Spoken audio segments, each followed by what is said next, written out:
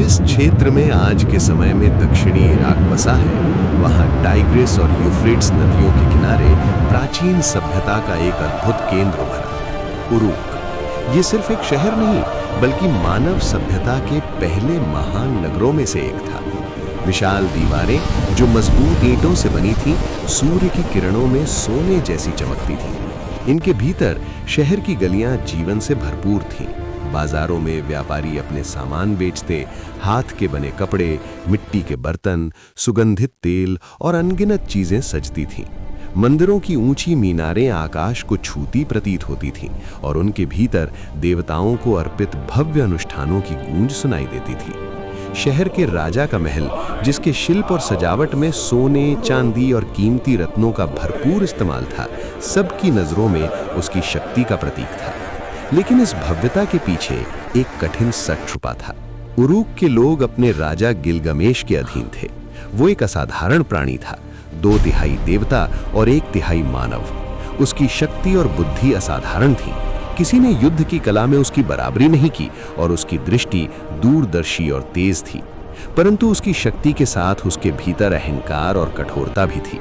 वो अपने प्रजाओं पर अत्याचार करता, अपनी इच्छाओं के अनुसार कानून बनाता और अक्सर लोगों की पीड़ा की परवाह नहीं करता। लोग इस क्रूरता और अत्याचारी शासन से दुखी थे। उन्होंने अपने शहर के देवताओं एनु, इनाना और अन्य प्रमुख देवताओं के सामने अपनी पीड़ा व्यक्त की। उन्होंने प्रार्थना की कि कोई उनकी मदद करे, कोई ऐसा आए जो उनके जीवन से ये डर और अत्याचार दूर कर सके। देवताओं ने उनकी पुकार सुनी।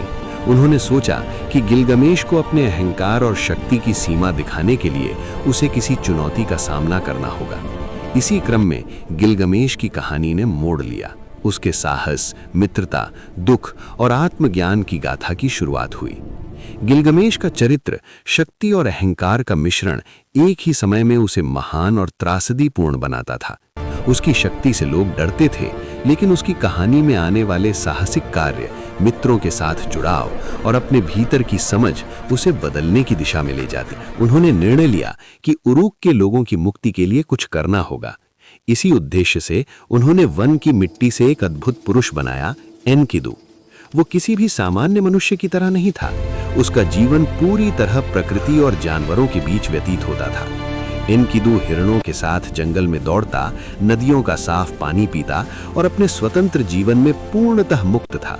उसे मानव समाज के नियमों और बंदिशों का कोई ज्ञान नहीं था। लेकिन एक दिन जंगल में शिकार करने वाला एक शिकारी उसे देख बैठा। उसकी दहशत इतनी थी कि वो तुरंत गांव लौट आया और बुजुर्गों को सब कुछ बता दिया। बुजुर्गों ने कहा, हमें शमहत को बुलाना चाहिए।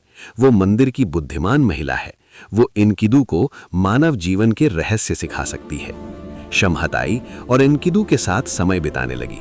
उसने उसे खाना खिलाया, रोटी, दाल और शराब, और धीरे धीरे उसके साथ मानव समाज के नियमों और जीवन की बारीकियों की बातें की। उसने उसे बताया कि शहर कैसा होता है, लोग कैसे एक दूसरे के साथ रहते हैं, दोस्ती, सहयोग और सम्मान का क्या अर्थ है। एनकिडू ने अब शमहत के साथ रहना शुरू किया। मंदिर में उसकी दिनचर्या सीखने और जीवन के रहस्यों को समझने में बीतती।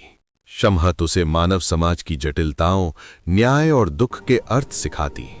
उसकी बुद्धिमानी और धैर्य एनकिडू के भीतर धीरे धीरे समझ और संयम की बीज बो रहे थे। एक दिन शमहत ने गंभीरता से उसे बुलाया। उसकी आंखों में चिंता और सावधानी दोनों झलक रही थीं। एनकिडू, उसने कहा, अब तुम्हें वो कहानी सुननी होगी जो हर मानव और देवता के लिए महत्वपूर्ण है। ये कहानी है गिलगमेश की, उरूक का राजा जो देवताओं और मनुष्यों के बीच खड़ा है। उसकी शक्ति और अहंकार ने लोगों को पीड़ा दी है और इसी दिन उसने ठान लिया कि वो उरूक जाएगा, लोगों की पीड़ा सुनकर गिलगमेश का सामना करेगा और राजा को उसकी शक्ति की सही दिशा दिखाएगा। एनकिडू महल के विशाल द्वार के सामने खड़ा हुआ। उसकी आंखों में साहस और न्याय की चमक थी और उसका स्वर गूंज उठा, इतना प्रबल कि महल की दीवारों तक सुनाई दिया। गिलगमेश, उसने चुनौती दी, तुम्हारी शक्ति ने लोगों को डर और पीड़ा में रखा है।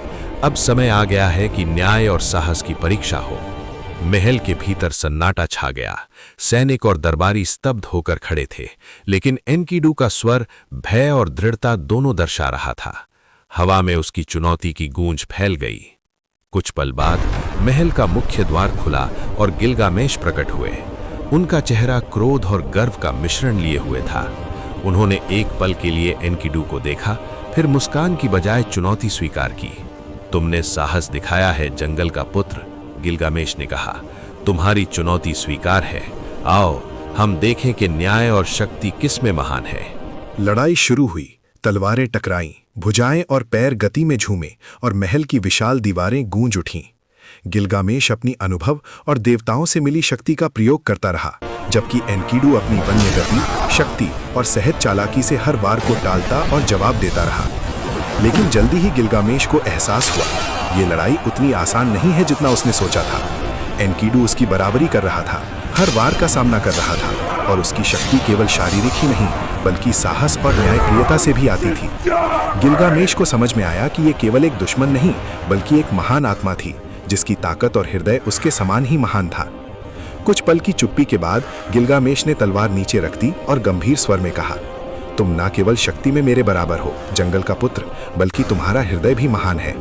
आओ हम केवल प्रतिद्वंदी ना रहें, मैं तुम्हें अपना मित्र बनाना चाहता हूँ। एनकिडू ने भी यही सोच रखा था। उसने महसूस किया कि गिलगामेश की कठोरता और अहंकार के पीछे भी मित्रता और साहस की क्षमता छुपी हुई है। वो मुस्कुराया और बोला, मैं भी यही चाहता था। हम एक साथ उरुक और उसके लोगों की रक्षा करेंगे। और इसी क्षण महल के सामने दो महान आत्माएं, पहले विरोधी अब मित्र, ने हाथ मिलाया। उनका साहस और शक्ति अब साझा हो गई थी और उरुक के लोगों के लिए नई युग की शुरुआत होने वाली थी। एक दिन गिलगामेश ने एनकिडू से कहा, यदि हम सच में महान योद्धा हैं तो हमें ऐसा कार्य करना चाहिए जिसे कोई और करने की हिम्मत न कर सके। सीडर वन का राक्षस हुम्बाबा वर्षों से लोगों में भय पैदा करता रहा है। अगर हम उसे हरा दें तो हम लोगों के दिलों से ये डर मिटा सकते हैं और अपनी वीरता का प्रमाण भी दे सकते हैं। एनकिडू कुछ क्षणों के लिए चुप रहा। वो जानता था कि हुम्बाबा केवल एक राक्षस नहीं था बल्कि देवताओं द्वारा नियुक्त एक शक्तिशाली रक्षक था। फिर भी उसने गिलगामेश की आंखों में देखा और समझ गया कि ये केवल घमंड या शक्ति दिखाने की इच्छा नहीं थी। इस प्रकार दोनों मित्रों ने हुम्बाबा को चुनौती देने का निर्णय लिया। एक चाहता था अमर यश और मानवों के भय को समाप्त करना, और दूसरा अपने मित्र के साथ एक ऐसी परीक्षा में उतरना चाहता था जो उनके साहस और विश्वास को सदा के लिए साबित कर दे। इसी संकल्प के साथ वे सीबर वन की ओर चल पड़े, जहां उनका सामना उस भयानक रक्षक हुम्बाबा से होने वाला था। गिलगामेश और एनकिडू ने उरुक से सीडर के विशाल वन की ओर अपनी यात्रा शुरू की। कई दिनों तक मैदानों और नदियों को पार करने के बाद वे अंततः उस घने और रहस्यमयी जंगल के पास पहुंचे। जैसे ही उन्होंने जंगल में कदम रखा, अचानक वन की गहराइयों से एक भयानक गर्जना गूंज उठी। दोनों तुरंत रुक गए। वे समझ गए कि यह सीडर वन के रक्षक हुम्बाबा की आवाज थी। अब उन्हें पता चल गया कि उनकी असली परीक्षा शुरू हो चुकी है। कुछ ही क्षणों बाद घने वृक्षों के बीच से एक विशाल आकृति धीरे धीरे प्रकट हुई। गिलगामेश और एनकिडू ने देखा कि वो स्वयं हुम्बाबा था, सीडर वन का भयानक रक्षक। उसका चेहरा शेर की तरह डरावना था, आंखें अंगारों की तरह चमक रही थी और उसकी भारी सांस मानो गर्म धुएं और आग की लपटों जैसी लग रही थी। जब उसने गर्जना की तो उसकी आवाज बाढ़ की गर्जना की तरह पूरे वन में गूंज उठी और चारों ओर भय का वातावरण फैल गया। इस कठिन संघर्ष में उन्होंने दिव्य मदद मांगी। सूर्य के देवता शामाश ने उनकी वीरता देखी और अपनी शक्ति से मार्गदर्शन किया। उन्होंने चेताया, सत्य और न्याय के लिए लड़ो, लेकिन बुद्धि और साहस का भी उपयोग करो। यही तुम्हारी सबसे बड़ी ताकत है। शामाश, सूर्य के देवता, अपनी दिव्य दृष्टि और प्रकाश से गिलगामेश और एनकिडू का मार्गदर्शन करता रहा। उसने उन्हें केवल शक्ति से लड़ने के बजाय रणनीति और बुद्धि का उपयोग करने की सलाह दी। उसने हवा और प्रकाश का प्रयोग करके हुम्बाबा की छिपी चालों और कमजोरियों को उजागर किया। जंगल में हुम्बाबा के आग उगलने और दहाड़ने की हर जगह शामाश की सूर्य किरणें उसकी दृष्टि में भ्रम पैदा कर रही थी। वो उसकी आंखों और इंद्रियों को भ्रमित कर रहा था ताकि गिलगामेश और एनकिडू उसके चारों ओर सुरक्षित रूप से घूम सकें।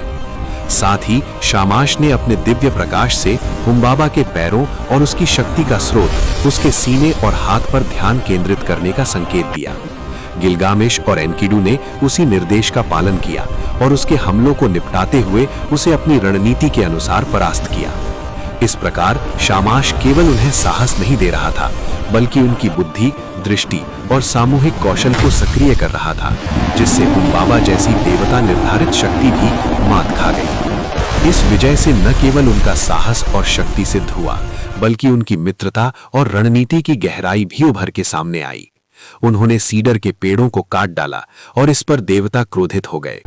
लेकिन देवता गिलगमेश और एनकिडू की विजय और वीरता से पूरी तरह खुश नहीं थे।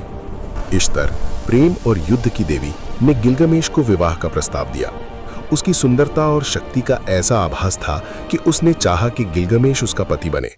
लेकिन गिलगमेश का अहंकार असाधारण था। उसने प्रस्ताव अस्वीकार कर दिया और देवी के पहले प्रेमियों का मजाक उड़ाया।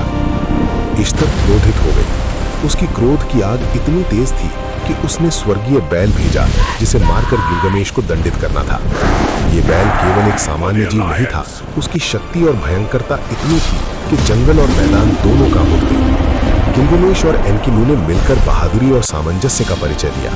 उन्होंने अपने अनुभव और शक्ति का उपयोग करते हुए स्वर्गीय बैल का मुकाबला किया। तलवारें, भाले और एनकिडू की अपार शक्ति, सब मिलकर उन्होंने बैल को मार डाला। लेकिन देवताओं ने उनके प्रयास को दंड के बिना नहीं छोड़ा। गिलगमेश को उनकी मित्रता और शक्ति के बावजूद एनकिडू की मृत्यु के रूप में सबसे कठिन सजा भुगतनी पड़ी। एनकिडू, गिलगमेश का सबसे प्रिय मित्र, अचानक बीमार पड़ा और उसकी मृत्यु हो गई। गिलगमेश टूट गया।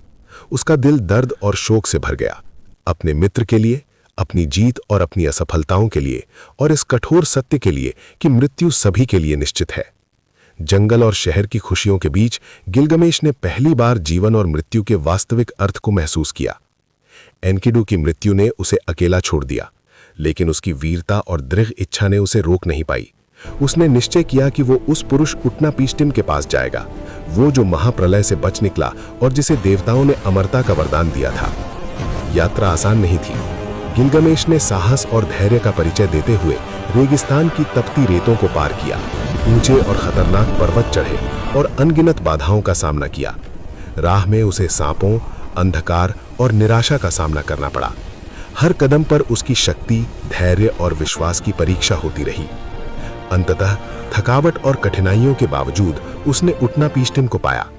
उटनापिष्टिम एक ऐसे पुरुष थे जिन्होंने महाप्रलय का सामना किया था, जब देवताओं का क्रोध आकाश और पृथ्वी पर आया और समस्त जीवन नष्ट होने के कगार पर था।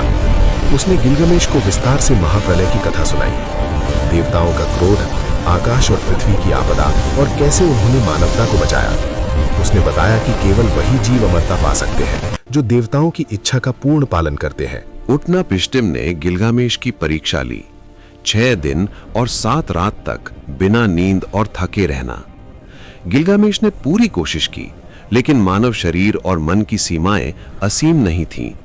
वो असफल हुआ और समझा कि अमरता मनुष्यों के लिए नहीं है। उटनापिष्टिम ने उसे एक पौधा दिया जो युवा जीवन लौटाने में सक्षम था, लेकिन रास्ते में एक सांप ने उसे चुरा लिया। अमरता उसकी पहुंच से दूर थी और जीवन, समय और मृत्यु की अपरिवर्तनीयता ने उसे फिर याद दिलाया कि ये केवल मानव प्रयास से प्राप्त नहीं होती। फिर भी यह अनुभव गिलगामेश को बदल गया। उसने सीखा कि सच्ची अमरता शक्ति में नहीं, बल्कि मित्रता, मानवता और ज्ञान में होती है। अपने साहस, अनुभव और मित्रता के साथ वो उरुक लौटा, एक राजा जो अब केवल शक्ति का प्रतीक नहीं, बल्कि बुद्धि और मानवता से भरा था। विनम्र और ज्ञानी बनकर गिलगामेश अपने प्रिय उरुक लौट आया।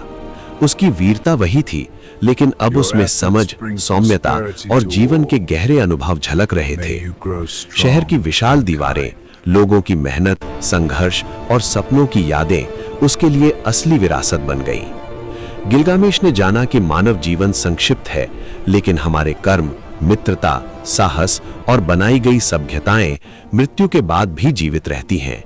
यही सच्ची अमरता है। अब वो शासन करता था केवल शक्ति के लिए नहीं, बल्कि ज्ञान, संवेदनशीलता और न्याय के साथ। उसने जीवन, दुख, मित्रता और अनुभव का सम्मान करना सीखा। एनकिडू की मित्रता, शमहत की शिक्षा और अपनी यात्रा का संगम।